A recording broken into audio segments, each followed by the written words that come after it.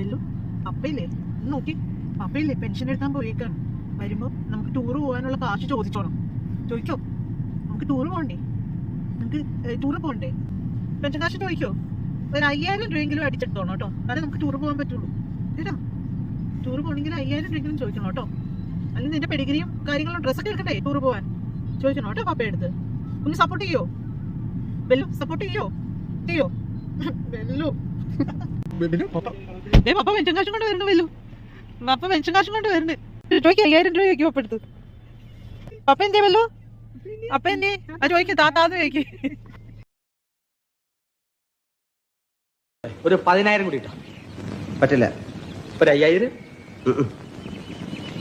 ഒരു 1000 ചുമ്മാ ഇരിടേ. ശരി 500 ഉറപ്പിച്ചോ? ഞാൻ ഉറപ്പിച്ചില്ലെങ്കിലോ? എടാ 200 100 രൂപയുടെ എടാ ഒരു 10 രൂപയെങ്കിലും മിണ്ടാതിരിക്കാം, കുറച്ച് കഴിയുമ്പോ പോയി.